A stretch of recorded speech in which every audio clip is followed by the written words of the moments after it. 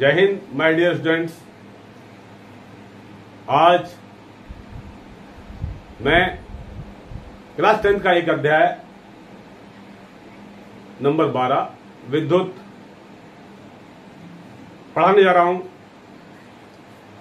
पढ़ाने से पहले मैं आपके चैनल यूनिक ब्रेन स्टडी पर आपका स्वागत करता हूं। इस क्लास में आपने अनेक चीजें पढ़ी होंगी, ऑफलाइन भी पढ़ा होगा, लेकिन इसमें कुछ जानकारी मैं अलग से हट कर दूंगा जो कि आपकी एनसीईआरटी से थोड़ा सा अलग है। मेरे पढ़ाए गए लेसन के अंदर हिंदी मीडियम और इंग्लिश मीडियम का एक मिश्रण चलेगा, जिससे आपको कोई भी पढ़ने में आपत्ति नहीं आएगी। तो हम चलते हैं फिर सब्जेक्ट के ऊपर, यानी विद्युत के ऊपर, इलेक्ट्रिसिटी के ऊपर। इलेक्ट्रिसिटी क्या है?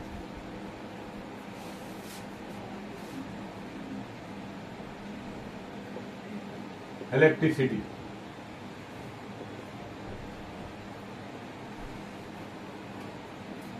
जैसा कि आप देखते हैं, टोटल आवर्त सारणी के अंदर 118 एलिमेंट्स हैं।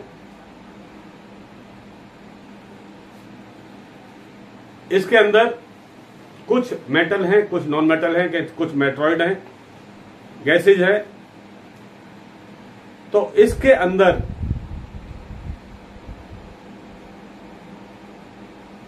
जैसा कि आप जानते हैं कि किसी भी एटम के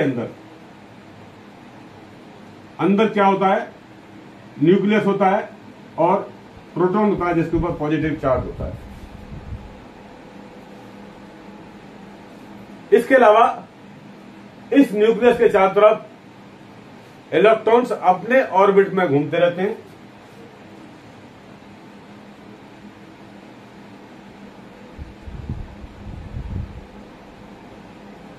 अपने ऑर्बिट में चक्कर लगाते रहते हैं। पहले ऑर्बिट में 2 इलेक्ट्रॉन और दूसरे ऑर्बिट में एक फॉर्मूला है कि कितने होने चाहिए, डिपेंड करता है कि उसकी परमाणु क्रमांक क्या है। अभी इस एलिमेंट के अंदर सपोज ये सोडियम एलिमेंट है। इस एलिमेंट के अंदर बाहरी ऑर्बिट में कितने इलेक्ट्रॉन्स हैं उस पर निर्भर करता है। यदि 1 से लेकर 3 इलेक्ट्रॉन्स हैं तो ये इलेक्ट्रॉन्स रिलीज करके दूसरे जो नॉन मेटल्स हैं उनको देते हैं, या मेटल्स को देते हैं, जिससे कि एक रासायनिक अभिक्रिया होती है। लेकिन यदि 4 से ज्यादा, 5, 6, 7 जिसमें इलेक्ट्रॉन्स बाहरी ऑर्बिट में हैं, वो क्या करता है? दूसरे से इलेक्ट्रॉन्स लेता है, बल्कि वो अपने इलेक्ट्रॉन्स रिलीज नहीं करता है। इस क्रिया में धनात्मक और ऋणात्मक आवेश आता है। देखते हैं आप, सपोज इसमें से एक इलेक्ट्रॉन्स अभिक्रिया में इस्तेमाल हो गया। यहां पर इसके अंदर टोटल 7 इलेक्ट्रॉन थे, तो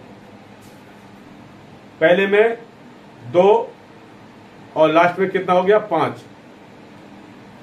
यानी मैं मान लेता हूं कि लास्ट ऑर्बिट में 8 थे, 2, 8 और लास्ट वाले ऑर्बिट में था 1 इलेक्ट्रॉन।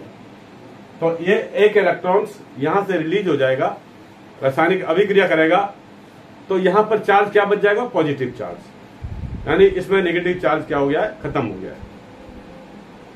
यानी इलेक्ट्रॉन्स का क्या हो रहा है? ये फ्लो हो रहा है, एक आवेश का एक बहाव हो रहा है। किसी भी चालक के अंदर विद्युत आवेशों के बहाव से एक ऊर्जा उत्पन्न होती है, जिसे हम विद्युत कहते हैं। फिर मैं कहना चाहता हूं, किसी भी चालक यानी कंडक्टर, अभी देखिए 2 चीज होती है, एक चालक, एक कुचालक। दूसरे शब्दों में कहूं तो एक सुचालक और दूसरा कुचालक। यदि मैं इसको इंग्लिश में लिखूं तो इसको कहेंगे हम कंडक्टर और इसको कहेंगे इंसुलेटर।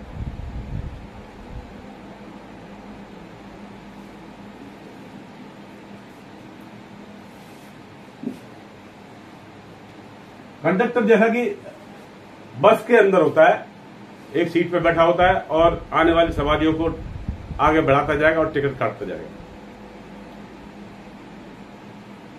इसी तरह से ये क्या करता है, जैसे इसको किसी भी एलिमेंट्स के किसी परमाणु को यदि हीट दी जाती है, यानी इसको धक्का दिया जाता है, इसके 3 प्रोसेस होते हैं, हीटिंग इफेक्ट,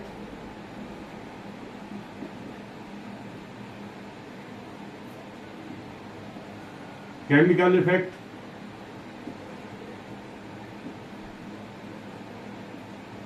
और magnetic effect.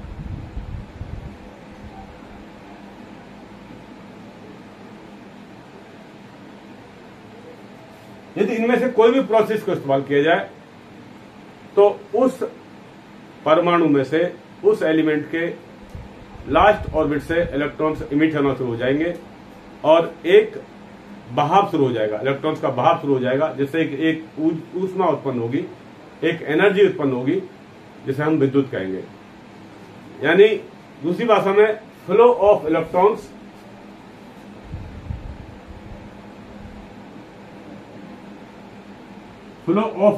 Is called current.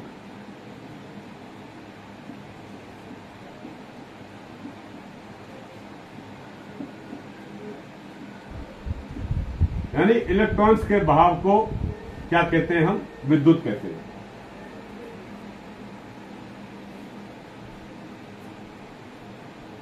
ये विद्युत किस गति में, किस दिशा में जा रही है, किसी एक निश्चित दिशा में जा रही है, उसको हम विद्युत धारा कहते हैं।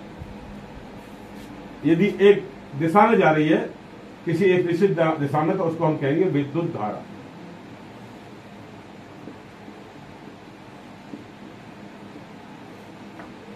यानी फ्लो ऑफ इलेक्ट्रॉन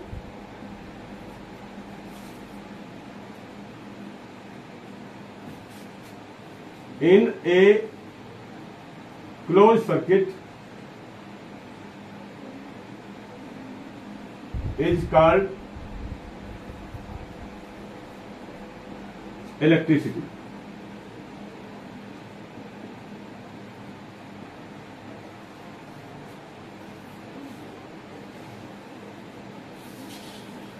अभी इसको देखें, इसमें लिखा हुआ मैंने क्लोज सर्किट और ओपन सर्किट। यानी एक ऐसा पाथ जो कि बंद है, पाथ को लेकर चलता हूं मैं, आपके घर में मीटर से आने वाली लाइट घर में विभिन्न तरह के इंस्ट्रूमेंट से होकर गुजरती है, जैसा कि बल्ब, पंखे, cooler, fridge, TV, washing machine, inverter, AC, इस तरह से गुजरती है। और इनको सेट करने की 2 प्रणाली होती है, एक होती है श्रेणी में और दूसरा पार्श्व क्रम में, जिसको हम आगे देखेंगे। अभी अब देखते हैं कि एनर्जी यदि ट्रांसफर होती है, एनर्जी यदि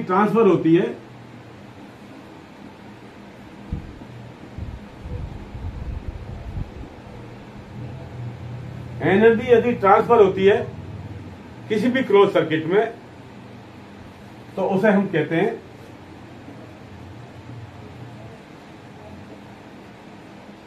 पावर। क्या कहते हैं? पावर। और पावर को हम वाट में नापते हैं।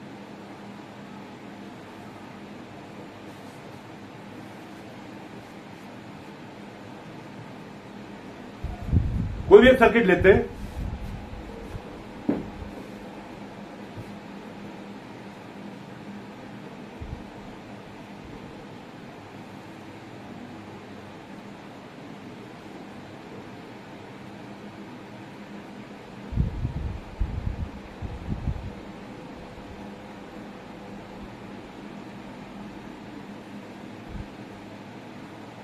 ये कोई सर्किट है, इसके अंदर देख रहे हैं ये छोटे वाला नेगेटिव को शो करता है, ये वाला पॉजिटिव आवेश को शो करता है।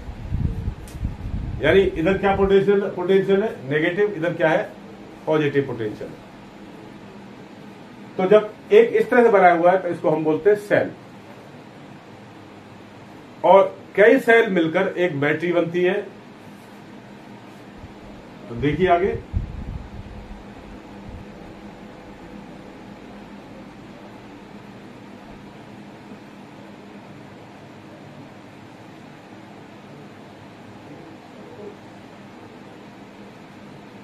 ये एक बैटरी हो गई। तो इस बैटरी में से इस पॉजिटिव टर्मिनल से इलेक्ट्रॉन चलते हैं और सर्किट में घूमते हैं। यहां एक इस तरह से रेजिस्टेंस लगा हुआ है, इसके बारे में हम बताएंगे आगे। और ये इसकी धारा क्या है, कितना एम्पेयर है, कितना करंट जा रहा है, इसके नापने के लिए है आम मीटर लगा देते हैं, यानी एम्पेयर मीटर लगा देते हैं। और एम्पेयर मीटर को हम लगाते हैं श्रेणी क्रम में या सीरीज में। इससे हम नाप सकते हैं क्या, करंट यानी विद्युत धारा।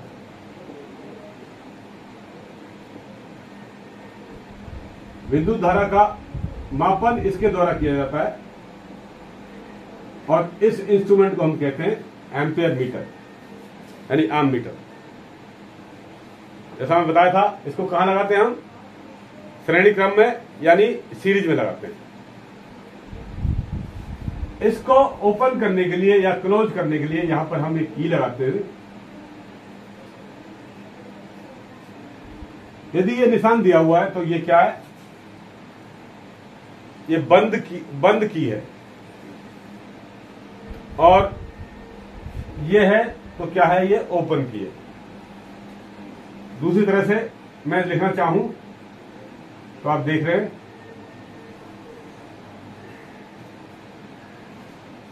जैसा कि आपके स्विच होते हैं घर में लगे हुए, बेड स्विच होते हैं, आप ऑन करते हैं नीचे साइड में तो ऑन हो जाता है, ऊपर साइड करते हैं ऑफ हो जाता है। तो अभी ये ओपन है यानी ये ओपन स्विच है। जैसे ही हम इसको स्विच को क्लोज करते हैं तो यहां से इलेक्ट्रॉन निकलकर कहां जाते हैं, पॉजिटिव प्लेट की तरफ, और इस पॉजिटिव प्लेट से ये सर्किट पूरा होता है और एमीटर से हम एम्पेयर नापते हैं। इसके नापने के लिए यदि हमें वोल्टेज नापना है तो वोल्टेज नापने के लिए वोल्ट मीटर को हम पासर क्रम में लगाते हैं, जिसको कहते हैं हम पैरेलल।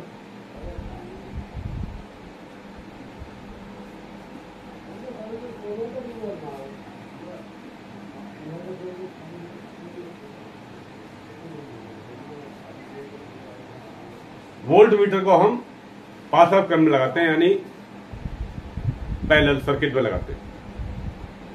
तो जैसा बताया था, इसको क्या बोलते हैं हम, सर्किट यानी परिपथ कहते हैं। अब ये कौन सा सर्किट है, ये क्लोज सर्किट है यानी बंद परिपथ है, और इसको मैं खोल देता हूं तो क्या हो जाएगा, ये खुला परिपथ हो जाएगा यानी ओपन सर्किट हो जाएगा। इलेक्ट्रिसिटी दो तरह की होती है। पहले होती है स्टैटिक इलेक्ट्रिसिटी,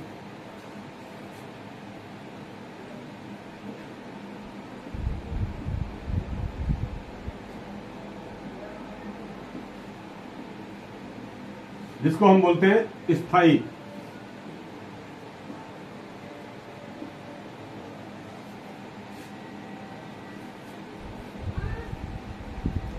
इस इलेक्ट्रिसिटी का ट्रांसफर नहीं किया जा सकता, ये घर्षण से पैदा होती है। जैसा कि आप हाथ रगड़िए या किसी पेन को सिर पर रगड़िए, रगड़ने के बाद में आप किसी पतले कागज उठाएंगे तो वो उठ जाएगा, यानी घर्षण से उसमें इलेक्ट्रिसिटी पैदा हो जाती है। इसका ट्रांसफर नहीं होता है। दूसरी इलेक्ट्रिसिटी होती है डायनेमिक।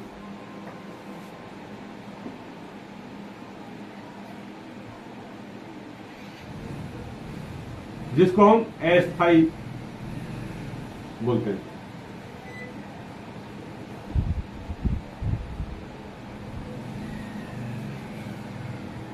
यह इलेक्ट्रिसिटी ट्रांसफरेबल है, इसका ट्रांसफर होता है और ये इलेक्ट्रॉन्स के बहाव के कारण बनती है।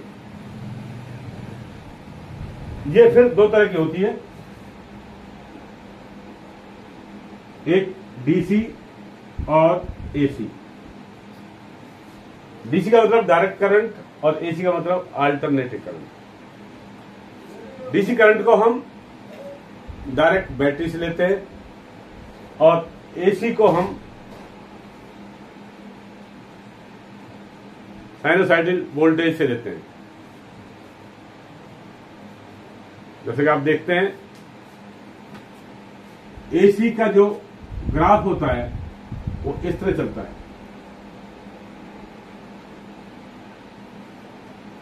और डीसी का ग्राफ ऑलमोस्ट स्ट्रेट होता है।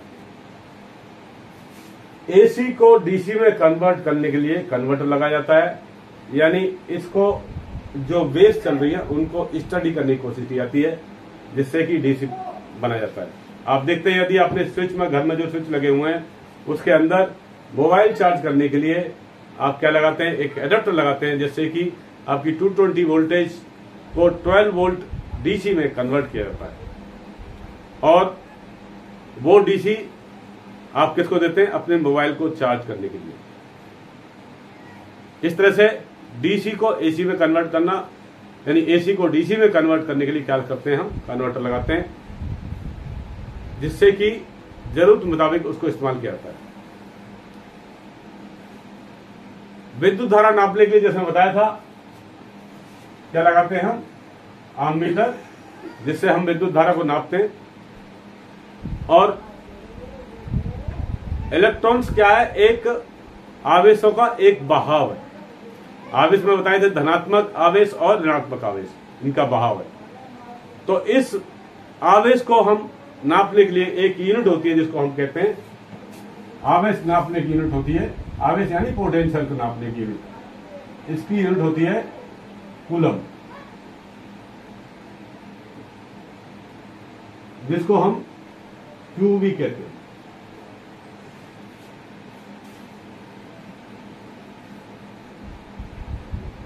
और एम्पियर यानी विद्युत धारा करंट को नापने के लिए यूनिट होती है, उसको बोलते हैं हम एम्पियर।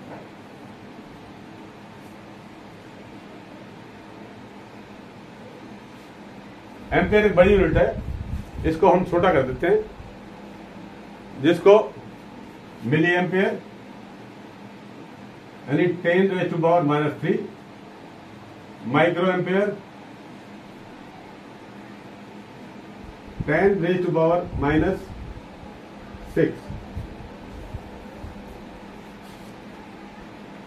का इस्तेमाल किया जाता है। एक इलेक्ट्रॉन के अंदर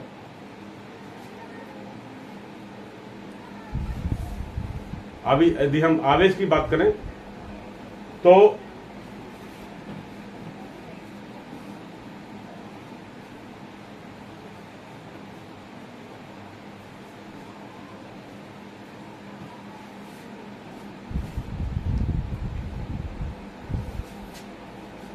वन एम्पियर को इधर ले जाएं, कूलम अपॉन टाइम।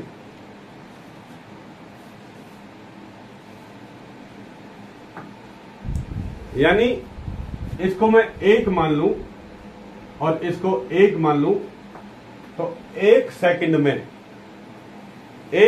में यदि किसी कंडक्टर के अंदर 1 कूलम का आवेश प्रभावित किया जा रहा है तो उसकी विद्युत धारा कितनी होगी, 1 एम्पियर होगी। फिर मैं बता रहा हूं कि 1 सेकंड के अंदर किसी भी चालक के अंदर या किसी कंडक्टर के अंदर 1 कूलम का आवेश बह रहा है या प्रभावित किया जा रहा है, फ्लो हो रहा है, तो उस कंडक्टर की विद्युत धारा कितनी होगी? 1 एम्पियर होगी।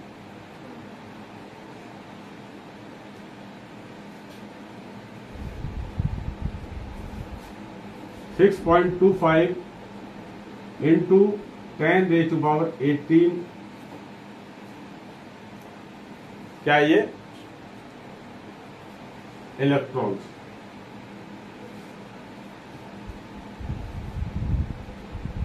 एक सेकंड में इतने इलेक्ट्रॉन्स फ्लो होते हैं, निकलते हैं, तो विद्युत धारा क्या होगी? 1 एम्पियर होगी। यानी करंट कितना होगा? 1 एम्पियर होगा। लाइट की स्पीड क्या है? यानी लाइट की स्पीड क्या है? लाइट मीन्स इलेक्ट्रिसिटी है, यानी इलेक्ट्रिसिटी की स्पीड क्या है? 1,86,400 मील्स पर सेकेंड। यानी दूसरी भाषा में लिखे इसको तो 3 × 10⁸ मीटर पर सेकेंड। यानी इतना मीटर कितना चलती है? 1 सेकेंड में चली जाती है। तो 1 किलोमीटर चलने के लिए, लाइट को 1 किलोमीटर ट्रेवल करने के लिए आपके घर से यदि ट्रांसफार्मर 1 किलोमीटर है और ट्रांसफार्मर से लाइट आती है, तो उसको आपके घर तक पहुंचने के लिए, यानी 1 किलोमीटर लाइट को ट्रेवल करने के लिए 2 नैनो सेकेंड का टाइम लगेगा। 2 नैनो सेकेंड का मतलब है 2 × 10⁻⁹ यानी 1 सेकेंड का इतना भाग किया जाए, इतना छोटा कर दिया जाए 1 सेकेंड को, और उसमें 2 की गुणा किया जाए, तो 1 किलोमीटर दूरी ये तय करेगी।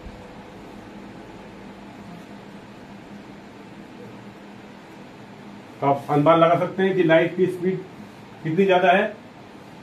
पलक झपकते ही लाइट अपना दूरी पूरा कर लेती है।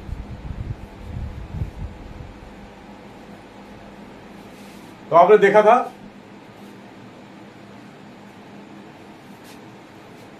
एम्पेयर बराबर कितना था? Q/T, जिसको हम कहते हैं, यानी विद्युत धारा का अनुपात क्या है? यदि 1 सेकंड में 1 कूलम ऑफ इलेक्ट्रॉन्स यदि फ्लो हो रहे हैं, तो उसकी धारा कितना होगा? 1 एम्पियर होगा। और एम्पियर को नापने की यूनिट क्या है? हम यानी इसको हम क्या लिखते हैं? I से डिनोट करते हैं। तो I = क्या हुआ? Q/T।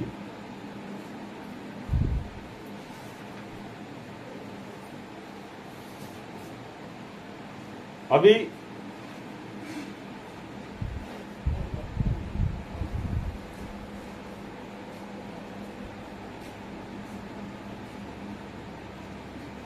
और एक इलेक्ट्रॉन पर आवेश कितना होता है वो देखते हैं हम। 1.6 × 10⁻⁻19 कूलम। एक इलेक्ट्रॉन पर इतना आवेश होता है। जैसा हम बताया था, एम्पियर्स की हम छोटी राशि बनाते हैं, milli amperes, micro amperes, nano amperes. अभी इसकी हम देखते हैं कुछ डेफिनेशन। वो पहुंचते हैं अभी ओम्स लॉ के अंदर।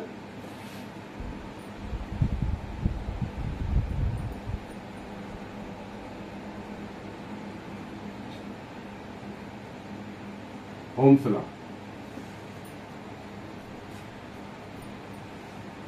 ओम्स लॉ को देखते हैं। ओम्स लॉ के अंदर ओम्स लॉ क्या कहता है? किसी भी सर्किट में, यानी किसी भी प्रपात में बहने वाला करंट 2 बातों पर निर्भर करता है। यानी करंट I 2 बातों पर निर्भर करता है। पहला, I is proportional to V, यानी ये वोल्टेज के डायरेक्टली प्रोपोर्शनल होता है। यानी करंट वोल्टेज के डायरेक्टली प्रोपोर्शनल होता है, यानी इनका दोनों का समान अनुपात है। दूसरा, I is inversely proportional to R। R को हम बोलते हैं रेजिस्टेंस।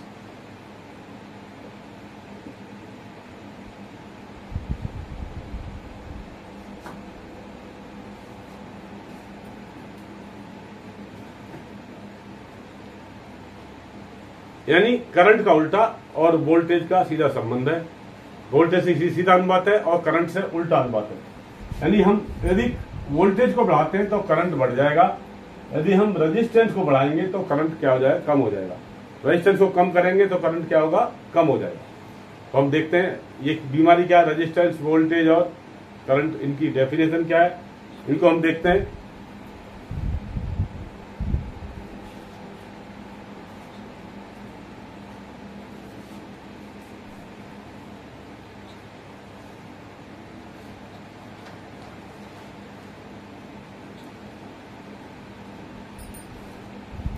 पहला है करंट।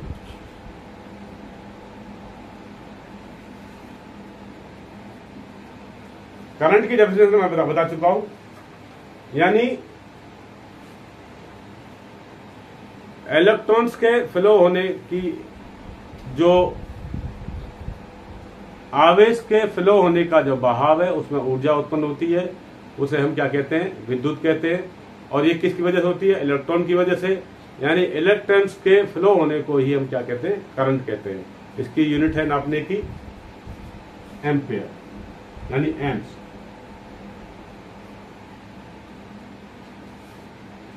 दूसरा आता है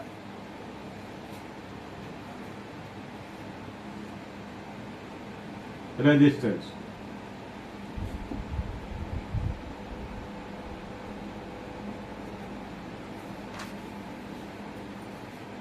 करंट किसी भी सर्किट में बह रहा है, उसके लिए माध्यम चाहिए, और जिस माध्यम से गुजरता है उसमें करंट का लॉस होता है, उसे, यानी वो माध्यम करंट के बहने में रुकावट डालता है, उसको हम कहते हैं हिंदी में प्रतिरोध, और इंग्लिश में कहते हैं हम रेजिस्टेंस। इस रेजिस्टेंस को हम R से डिनोट करते हैं, और यहां पर ये सिंबल होता है, इसको बोलते हैं ओम्स। क्या बोलते हैं, ओम्स।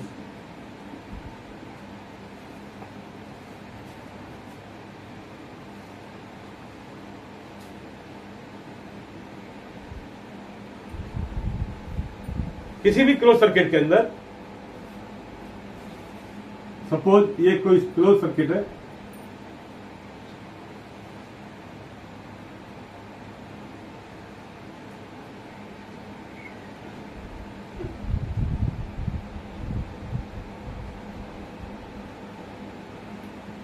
इसमें दो पॉइंट है, आप देखें, एक ये है और एक ये है। इन दोनों पॉइंट के अंदर यहां पर आवेशों का फर्क है, यानी यहां पर पोटेंशियल का फर्क है, यहां पर नेगेटिव है, यहां पर क्या है, पॉजिटिव है, ये फर्क है। तो आप देखें किसी भी क्लोज सर्किट के अंदर दो पॉइंटों के बीच में जो पोटेंशियल का फर्क होता है, यानी पोटेंशियल का डिफरेंस होता है, उसे हम पोटेंशियल डिफरेंस कहते हैं, यानी पीवी कहते हैं, और इसको हम डिनोट करते हैं V से, वोल्ट से। तो अभी आपका आ गया करंट, रेजिस्टेंस और वोल्टेज। तो आप देख रहे थे यहां पर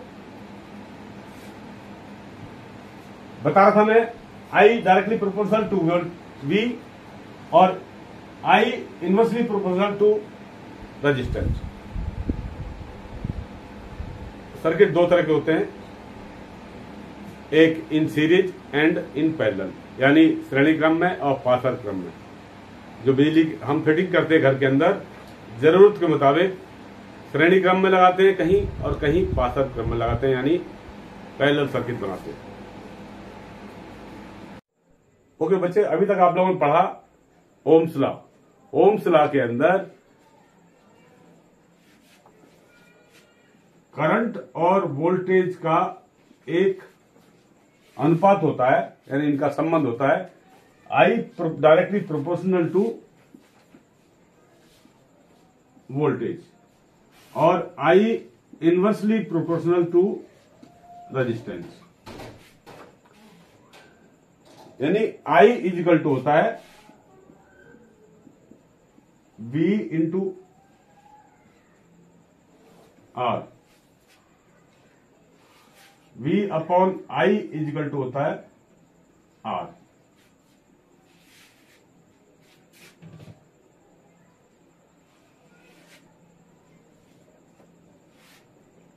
तो इसमें देखें आप, यानी हम यदि वोल्टेज को बढ़ाएंगे तो करंट बढ़ जाएगा, वोल्टेज कम करेंगे तो करंट क्या हो जाएगा, कम हो जाएगा। रेजिस्टेंस को हम बढ़ाएंगे तो करंट क्या हो जाएगा, कम हो जाएगा, और रेजिस्टेंस को हम ज्यादा करेंगे तो करंट, रेजिस्टेंस ज्यादा करेंगे तो करंट क्या हो जाएगा, कम हो जाएगा। रेजिस्टेंस को कम करेंगे तो करंट क्या हो जाएगा, बढ़ जाएगा।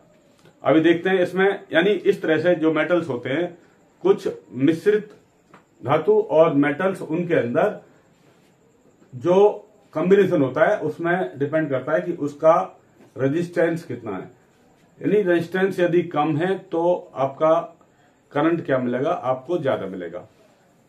इसके अंदर देखिए,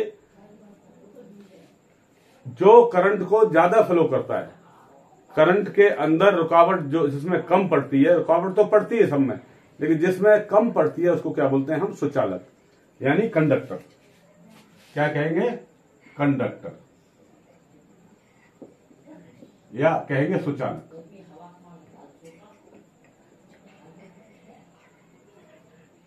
और जिस सब्सटेंस के अंदर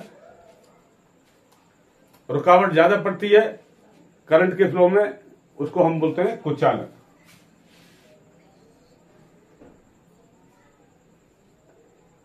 यानी इंसुलेटर।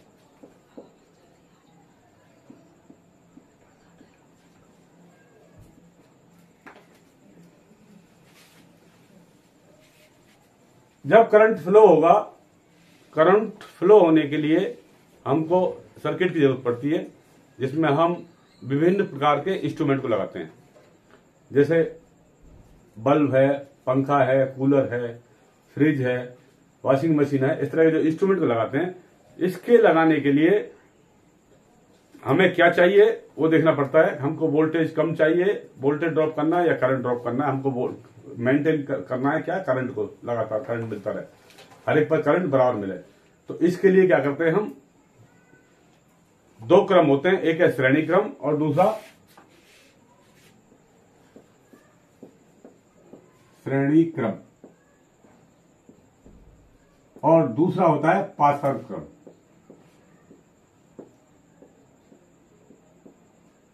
जिसको बोलते हैं समानांतर क्रम।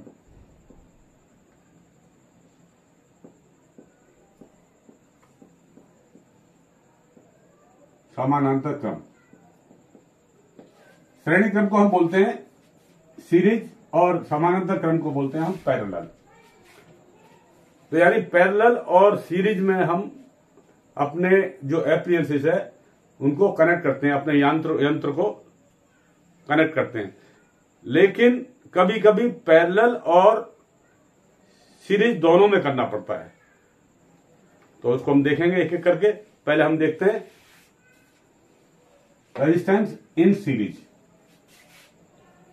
रेजिस्टेंस इन सीरीज के अंदर रेजिस्टेंस को हम इस तरह से लगाते हैं, एंड टू एंड इस तरह से कनेक्ट करते हैं कि एक का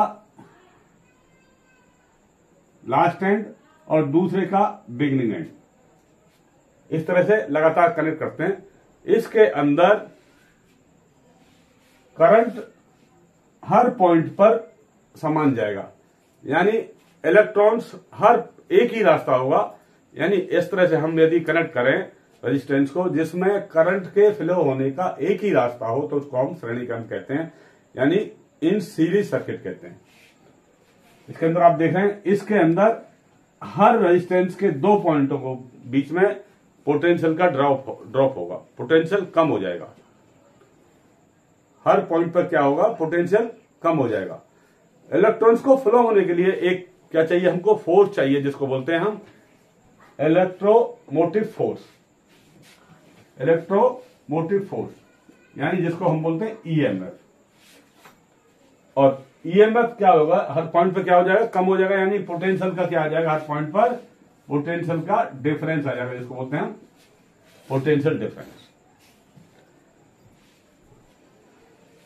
तो अभी देखते हैं इसमें हम ओम्स लॉ के मुताबिक आपने देखा था V इक्वल टू क्या होता है, I इंटू आर। तो वोल्टेज और करंट के बीच में एक अनुपात होता है जिसको हम बोलते हैं वोल्टेज करंट का क्या है, डायरेक्टली प्रोपोर्शनल होता है। यानी दोनों का क्या है, समानुपात में होते हैं, यानी करंट बढ़ेगा तो वोल्टेज बढ़ेगा, वोल्टेज बढ़ेगा तो करंट बढ़ेगा। अब देखते हैं रेजिस्टेंस के साथ में वोल्टेज का रेजिस्टेंस के साथ उल्टा अनुपात होता है, जिसको बोलते हैं इनवर्सली प्रोपोर्शनल, यानी व्युत्क्रमानुपाती। दोनों आपस में क्या होते हैं, यदि हम रेजिस्टेंस को बढ़ाएंगे तो वोल्टेज क्या हो जाएगा, कम हो जाएगा, यदि रेजिस्टेंस को कम करेंगे तो वोल्टेज कम हो जाएगा। तो विभिन्न प्रकार के मेटल्स के अंदर जो तार बनते हैं उनका रेजिस्टेंस सबका अलग अलग होता है। यदि मिक्स करके तार बनाए हुए तो उसका रेजिस्टेंस और ज्यादा हो जाएगा। जैसा कि कॉपर का रेजिस्टेंस कम होता है, सबसे कम रेजिस्टेंस होता है गोल्ड का, जिसका तार बनाना काफी महंगा पड़ेगा और ना ही वो कहीं लगा रह सकता है। इसमें आप देख रहे हैं यहां पर सीरीज सर्किट के लिए ये एक सर्किट है, इसमें मैंने यहां पर बैटरी लगा दी है 12 वोल्ट की और 3 रेजिस्टेंस जोड़े हैं R1, R2, R3, यानी 3 प्रतिरोध जोड़े हैं R1, R2 और R3। इस पॉइंटों पर ये आप देख रहे हैं करंट, जो भी करंट जाएगा, सपोज इसके अंदर 2 एम्पियर का करंट जा रहा है, तो हर पॉइंट पर करंट क्या होगा, बराबर होगा। और इन दोनों पॉइंटों के बीच में वोल्टेज क्या होगा, ड्रॉप होगा, यानी हर रेजिस्टेंस पर वोल्टेज ड्रॉप होगा। तो इस कंडीशन में E1 ET total electromotive force यानी टोटल पोटेंशियल, या V का लिख देते हैं हम इसको, इज इक्वल टू होगा E1 plus E2 plus E3 so on, इस तरह से आगे तक। तो इसको मैं, चलो किताब में लिखा हुआ है एनसीईआरटी में V, तो मैं इसको V लिख देता हूं। VT टोटल वोल्टेज कितना होगा, V1 plus V2 plus V3 so on.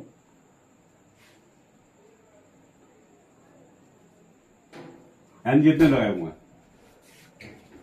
तो अभी देखें आपके ओम्स लॉ के मुताबिक क्या होता है, V इज इक्वल टू होता है I इंटू आर। तो देखें यहां पर, यहां लिख दूं मैं VT के लिए I into R T is equal to, या क्या होगा, I into R1 plus I into R2 plus I into R3 दी जाए। अब इसमें I को कॉमन ले लेते हैं हम, I को कॉमन ले लिया तो क्या बच गया, RT इज इक्वल टू क्या होगा, R1 plus R2 plus R3। यानी सीरीज सर्किट में टोटल रेजिस्टेंस, जितने रेजिस्टेंस लगाए उनके सम के बराबर होता है या उसके जोड़ के बराबर होता है। तो आप देख चुके हैं सीरीज सर्किट के अंदर जितने भी हम रेजिस्टेंस लगाए, टोटल रेजिस्टेंस इन सबके जोड़ के बराबर होगा। ये देख रहे हैं आप। तो अभी देखते हैं इसका क्वेश्चन, देखते हैं हम।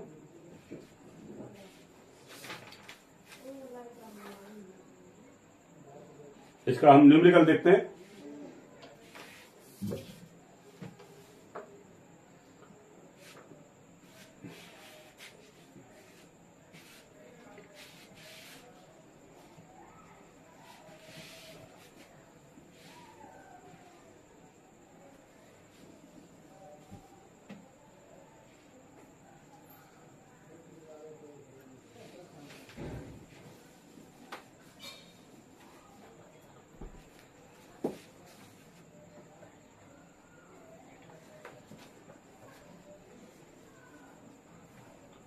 टोटल 4 रेजिस्टेंस लगाए हुए हैं, जिसमें R1 1 किलो, R2 0.470 और R3 that is ohms. Resistance की नापने यूनिट क्या है? ओम्स। और R3 है 3.3 किलो ओम्स और R4 है 120 ओम्स। इसमें आप देखिए, आपने अभी क्या करना है इसमें क्वेश्चन के अंदर फाइंड द टोटल आर, यानी हमको क्या मालूम करना है? आर टी मालूम करना है। इसके लिए क्या करेंगे हम? ओम्स लॉ के मुताबिक आर टी बराबर क्या है? R1 plus R2 plus R3 plus R4 so on. तो इसकी वैल्यू रखिए आप। R1 की कितनी है? 1 kilo plus 0.470 plus 3.3 kilo plus 120। ये सब किसके अंदर है? ओम्स के अंदर है। चलो इसको थोड़ा सा हम खोल लेते हैं। 1 किलो का मतलब कितना हो गया? 1000 ओम्स प्लस ये कितना हो गया? 0.470। ये कितना हो गया? 3300 ओम्स। किलो है तो कितना हो गया? 3300 ओम्स प्लस कितना हो गया? 120। तो जोड़ते हैं इसको, चलो एक बार।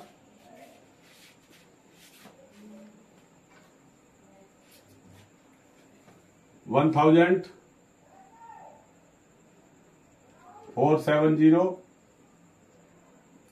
3300 और 120। 0 आ गया, 9 8 4। तो कितना आया ये? 4890 ओम्स।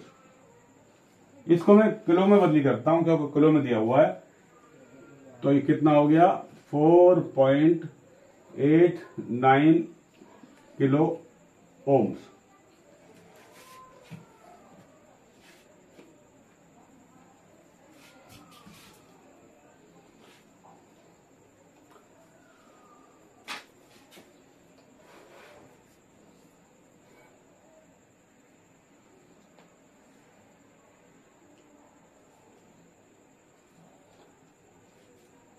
हो गया। तो हम देखते हैं नेक्स्ट क्वेश्चन।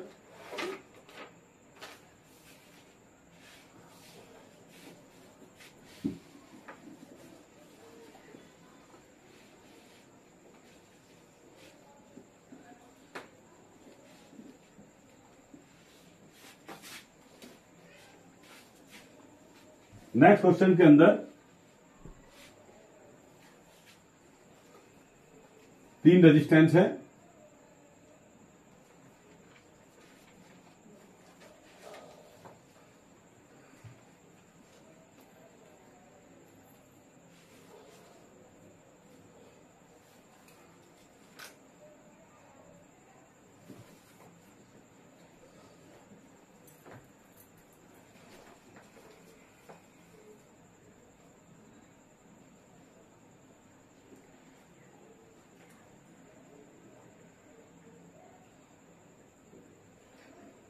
और ये एक बैटरी लगी हुई है। 100 वोल्ट की एक बैटरी है और ये रेजिस्टेंस है R1, R2 और R3। और इसके अंदर 2 एम्पेयर का करंट फ्लो हो रहा है। यानी करंट कितना फ्लो हो रहा है, आई कितना है, बराबर 2 एम्पेयर। और V कितना है, 100 वोल्ट। R1 कितना दिया हुआ देखते हैं, R1 10 ohms, R2 10 ohms, R3 हमको पता नहीं है। यानी find the value of R3।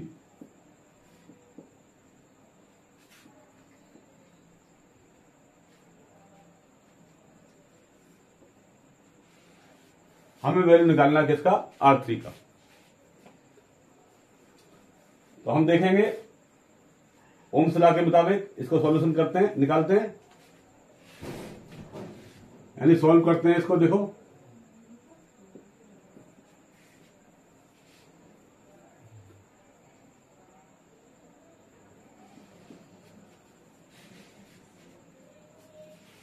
V equal to क्या होता है, I इंटू R। V बराबर होता है I इंटू R। तो इस कंडीशन में आपका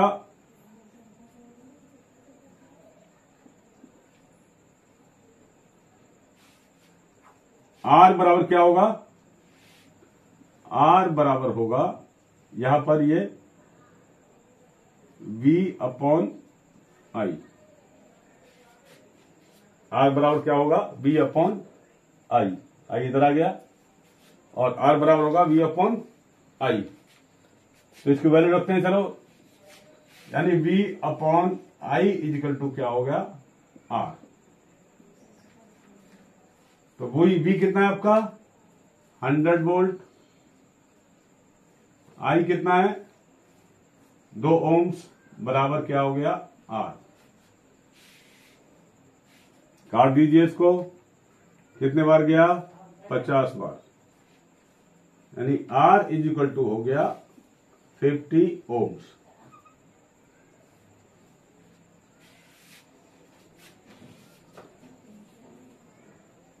R इज इक्वल टू हो गया 50 ओम्स। अभी आपने देखा है यहां पर टोटल R बराबर होता है R1 plus R2 plus R3। Value रखते हैं। R3 की वैल्यू आपको मालूम है कितना है, 50 ओम्स, इजिकल टू R1 कितना है, 10, R2 कितना है, 10, R3 हमको पता नहीं। इसको हम R3 को एज इट इज R3 कर देते हैं। तो देखें आप, इस साइड में, राइट साइड में मैं R3 को रहने देता हूं, इनको लेफ्ट साइड में ले जाऊंगा। तो लेफ्ट में ऑलरेडी क्या है, पहले 50 है, ये दोनों प्लस के तो क्या हो जाएंगे, माइनस का 10 एंड माइनस का 10, क्या हो गया 50 माइनस 20।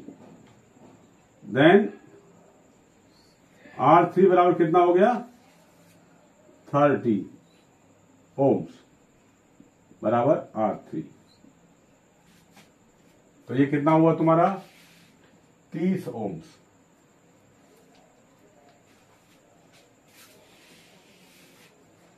स्क्रीनशॉट ले लें।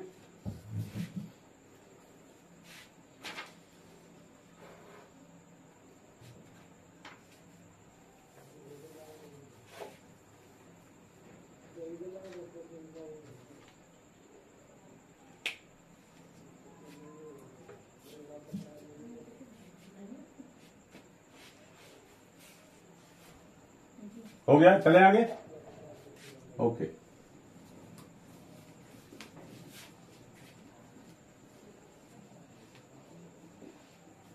ये मैं आपको बेसिक समझा रहा हूं, और जो एनसीईआरटी किताब क्लास 10th में दिए हुए सवाल वो अगले चैप्टर में कराऊंगा।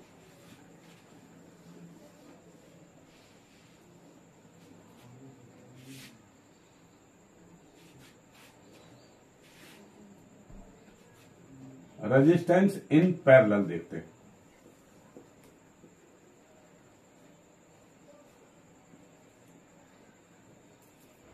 यानी पार्श्व क्रम, कहीं कहीं पार्श्व क्रम लिखा हुआ है, कहीं समांतर क्रम।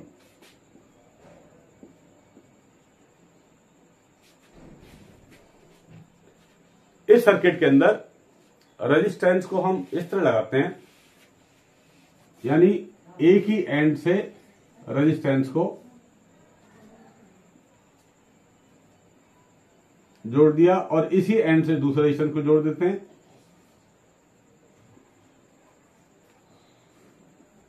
जितने भी रेजिस्टेंस है सारे एक ही पॉइंट से आते हैं और एक ही पॉइंट पर जाके मिल जाते हैं।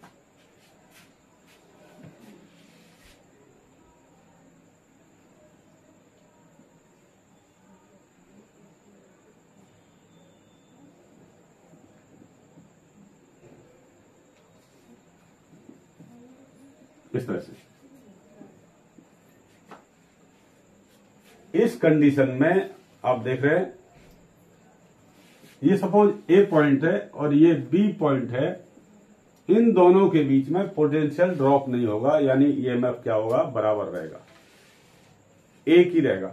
लेकिन यहां पर रास्ते अलग अलग हो गए तो करंट क्या हो जाएगा, करंट विभाजित हो जाएगा, यानी इलेक्ट्रॉन्स के बहने के रास्ते अलग अलग हो गए, इलेक्ट्रॉन्स के फ्लो होने के रास्ते अलग अलग हो गए।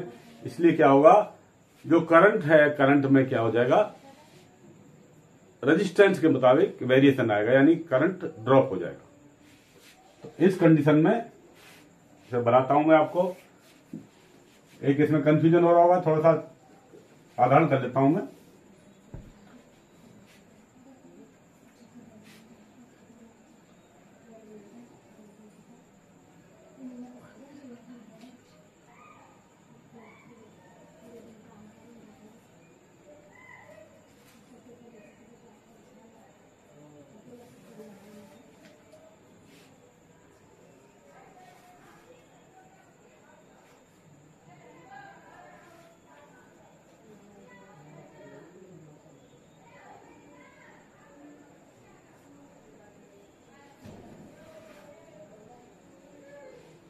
इसमें देख रहे हैं ये क्या है, आपस में पैरेलल है। सपोज ये R1, R2 और ये R3 रेजिस्टेंस लगे हुए हैं, तो ये क्या है, सारे आपस में पैरेलल है। इस कंडीशन आप देख रहे हैं कि इसके अंदर बहने वाला करंट, इसको अलग अलग रास्ते मिल रहे हैं, तो यानी करंट क्या हो जाएगा, आपका जो विद्युत धारा है उसमें क्या हो जाएगा, फर्क आएगा, हर पॉइंट पे क्या हो जाएगा, वो डिफर हो जाएगा, यानी कम हो जाएगा। यानी इसमें करंट का क्या होगा, वेरिएशन आ जाएगा। टोटल जो करंट क्या होगा इसमें, I बराबर I1, IT बराबर होगा I1 plus I2 plus I3 so on, जहां तक है लगे हुए। इसमें देखिए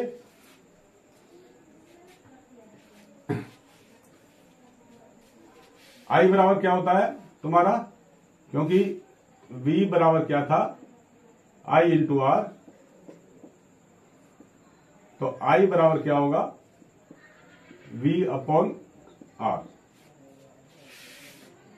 तो यहां देखते हैं हम, ये क्या होगा, V upon RT total resistance is equal to क्या होगा, V upon R1 plus V upon R2 plus V upon R3। अब इसमें से हम V को कॉमन ले लेते हैं, V को हमने बाहर कर दिया, क्या बचा, 1 upon RT is equal to होगा 1 upon R1 plus 1 upon R2 plus 1 upon R3।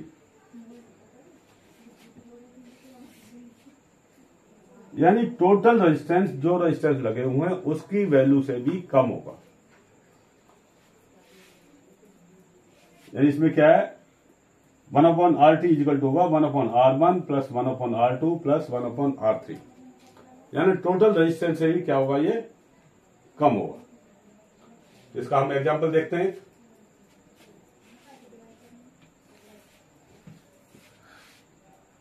इसको मिटा देता हूं। R1 और R2 दो रेजिस्टेंस हैं। R1 का वैल्यू है 40 ओम, R2 का वैल्यू है 60 ओम। तो टोटल इसमें रेजिस्टेंस हम मालूम करते हैं। टोटल रेजिस्टेंस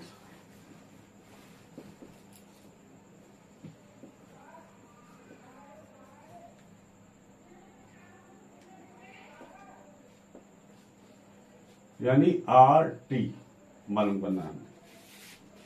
तो पैरेलल के अंदर फॉर्मूला क्या है, 1/RT इजिकल टू होता है 1/R1 प्लस 1/R2।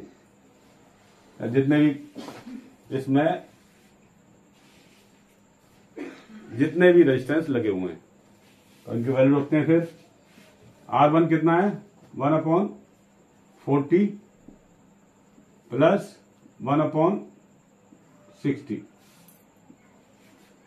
एलसीएम देखते हैं इसका, कितना आ जाएगा 2400।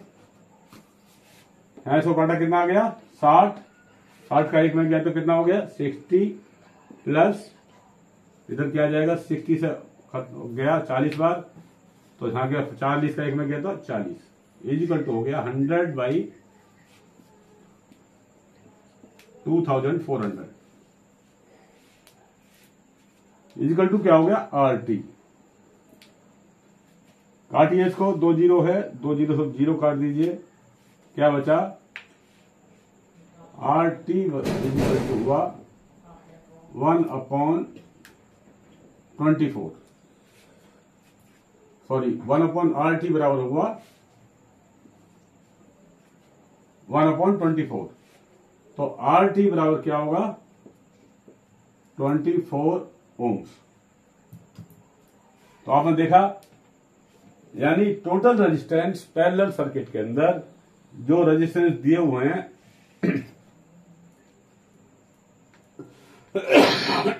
सॉरी, उनके इंडिविजुअल रेजिस्टेंस से भी कम होता है। उसका टोटल रेजिस्टेंस से भी क्या होता है, वो कम होता है।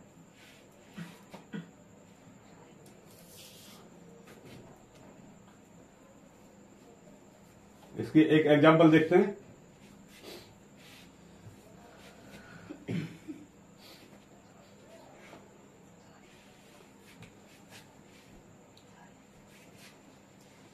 मिटा देता हूं मैं।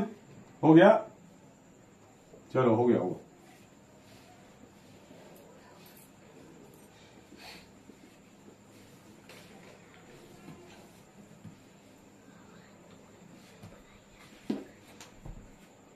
एक एग्जांपल देखते हैं इसका।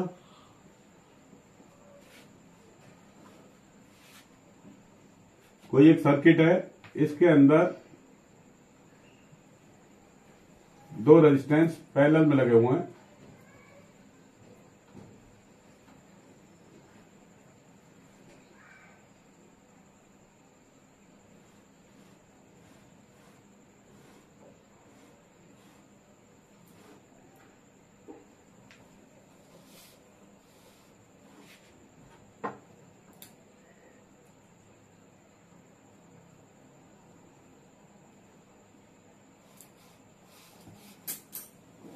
ये कोई बैटरी लगी हुई है,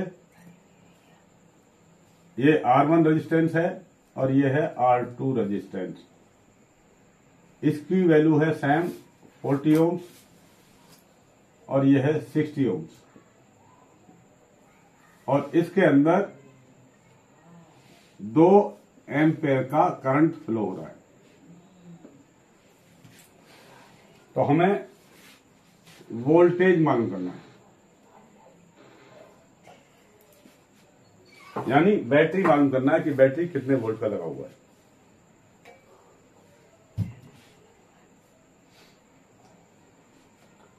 तो देखते हैं इसको।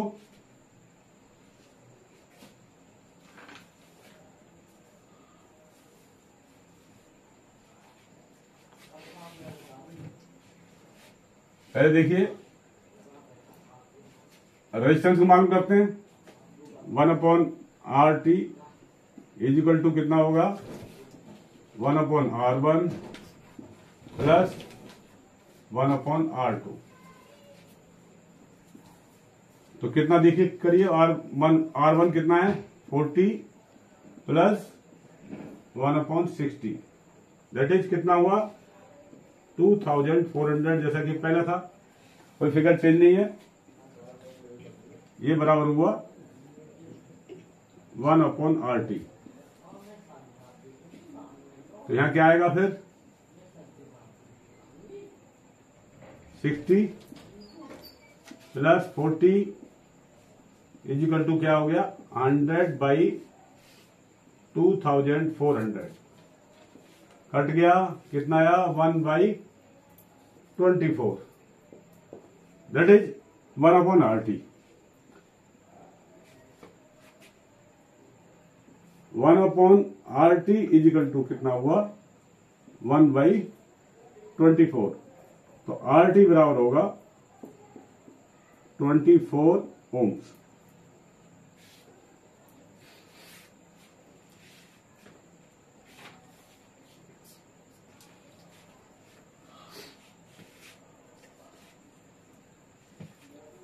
अभी हमें बैटरी का मालूम करना है कि कितने वोल्ट की बैटरी लगी हुई है। तो V बराबर क्या होता है I इंटू R। V हमको पता नहीं है, I पता है 2, R कितना है 24। 24 इंटू 2 कितना हो गया 48। 48 क्या हुआ, इतना वोल्ट की बैटरी लगी हुई है, यानी कितना हो गया V इक्वल टू कितना हो गया 48 वोल्ट।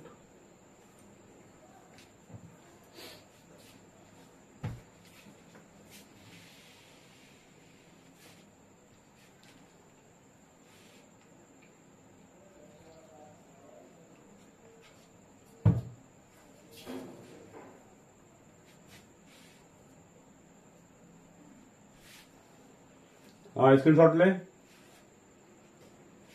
हो गया।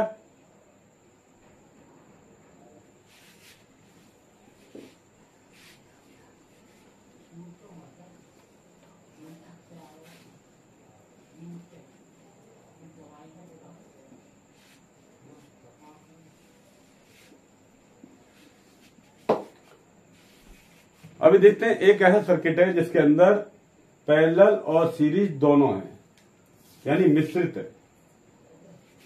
इसमें एग्जाम्पल देखते हैं हम, एग्जाम्पल 3। इसके अंदर एक सर्किट है, इसके अंदर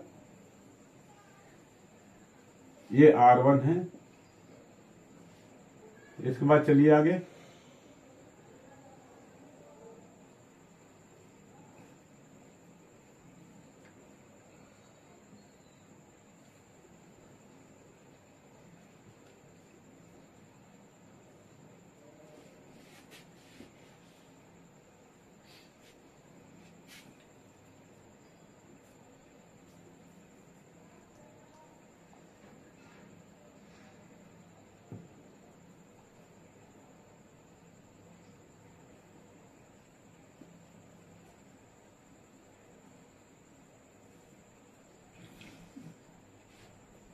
ये R1, ये R2, ये R3, ये R4, ये R5 और ये है R6।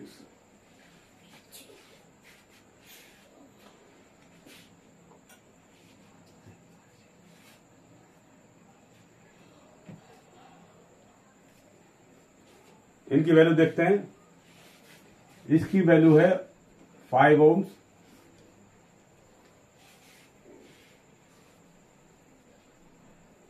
R2 है 20 ओम्स,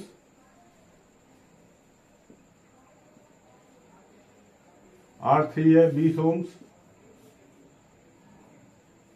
ये है 20 ओम्स।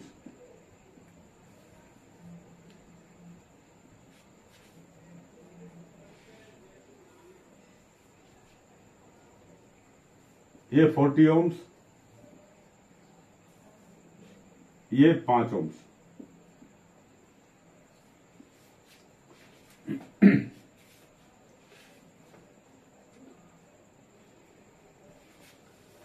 इसके अंदर टोटल हम रेजिस्टेंस मालूम करेंगे।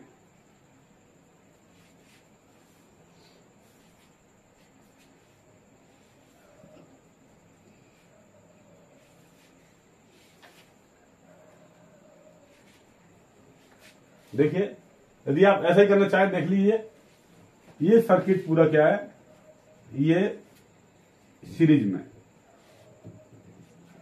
चाहें तो आप इसको सीरीज को ले लें, इसको एक सीरीज ले लें, अलग अलग निकालने, और उनका फिर पैरेलल बनाकर, ये पैरेलल बन जाएगा इसके, उसको निकाल सकते हैं।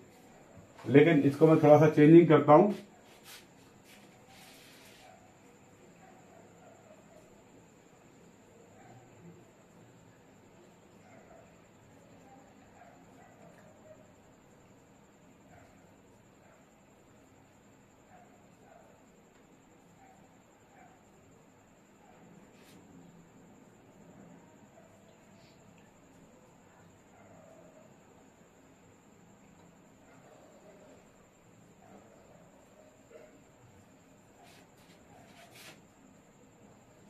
यानी ये R1 है, ये R2 है, ये R3 है, ये R4 है,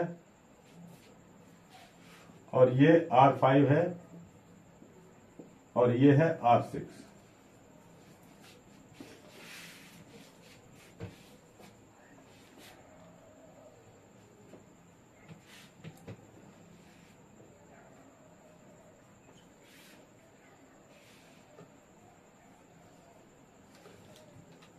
तो आप देख रहे हैं R2, R3, R4, ये एक सीरीज सर्किट है, दिखाई दे रहा है।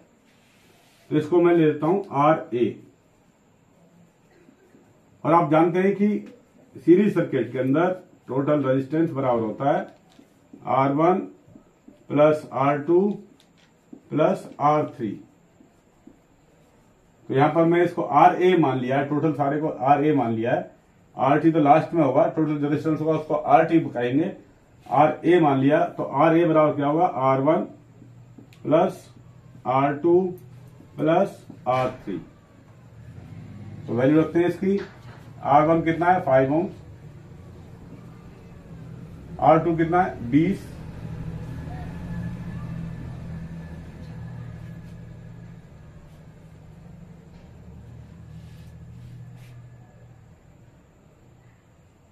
सॉरी, हम अभी इनको ले रहे हैं 2, 3, 4 को। तो यहां पर 2, 3, 4 कर ले आप। 2, 3 एंड 4। 2 कितना है आपका, 20 ओम्स। ये कितना है, 20 ओम्स R3, और R4 है आपका 20 ओम्स। टोटल रेजिस्टेंस कितना हो गया, 20, 20, 20, यानी 60 ओम्स हो गया। यानी RA इजिकल टू कितना हो गया, 60 ओम्स। तो यहां लिख देता हूं मैं, RA इजिकल टू 60 ओम्स। यानी ये सारा 60 ओम्स हो गया, और इसके पैरेलल क्या है, R5। इसके पैरेलल है R5। तो अभी देखते हैं हम।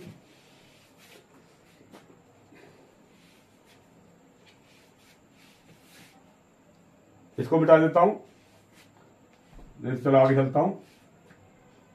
ये दोनों क्या हो गए, ये एक सीरीज वाला एक बन गया, RA हो गया, और ये इसके सामने है R5।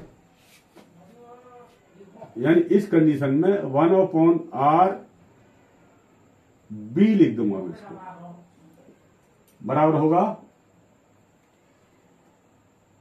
1/R5 plus 1/RA। तो देखें आगे,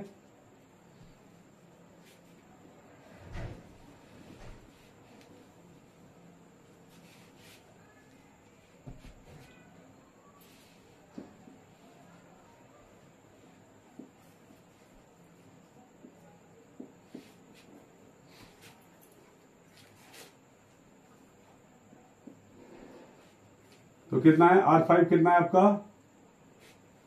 40 1/40 और RA कितना हुआ 1 2 3 मिला कितना हो गया 60 तो 1/RB बराबर कितना हो गया आपका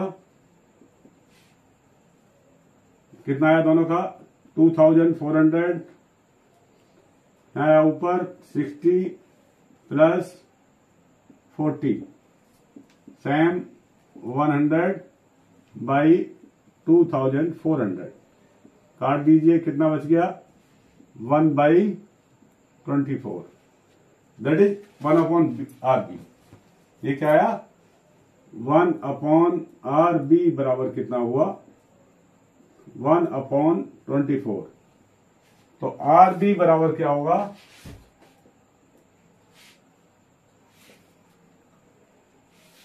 RB बराबर होगा 24 ओम्स।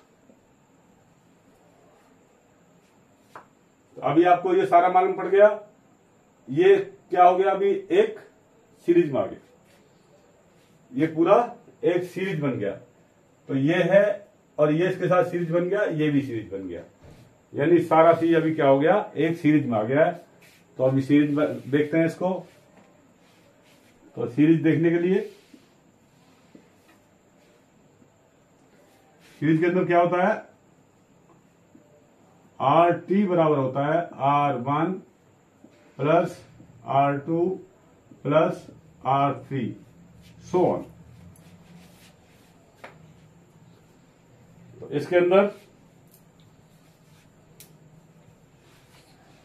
आप देखिए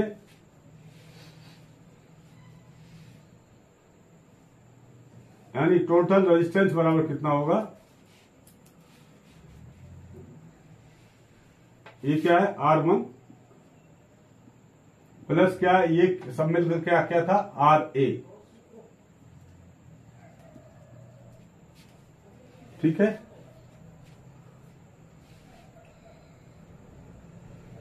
हाँ यानी ये मिला के क्या हो गया आपका RB निकल आया कितना है 24 प्लस लास्ट में आपका R6 तो इसकी वैल्यू रखते हैं अभी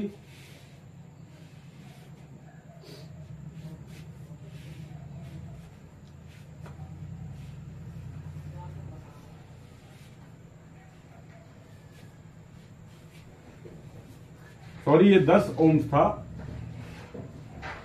ये 10 ओम था R6 तो रखिए वैल्यू RT बराबर होगा R1 कितना है आपका 5 ओम्स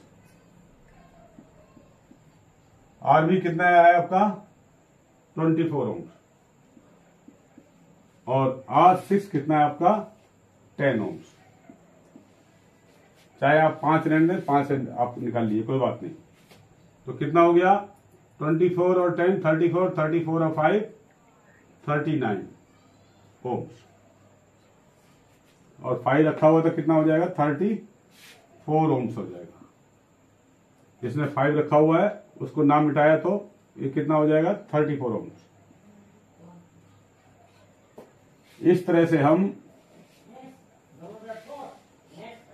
इस सर्किट को पहले क्या बनाते हैं इसका हमने क्या बनाया तीनों का सीरीज में ले लिया सीरीज में लेने के बाद में ये सीरीज एक हो गया ये एक हो गया तो ये क्या बन गया पैरेलल हो गया पैरेलल से निकालेंगे उसके बाद में ये सारा क्या आ जाएगा सीरीज में आ जाएगा यानी एक सारा मिला के R2 R3 R4 R5 मिलकर क्या हो जाएगा एक बन गया और उससे क्या हो जाएगा ये पूरा एक चेन बन गया एक रेजिस्टेंस आ गया और R2 और RB एंड R6 का हम वैल्यू निकालेंगे।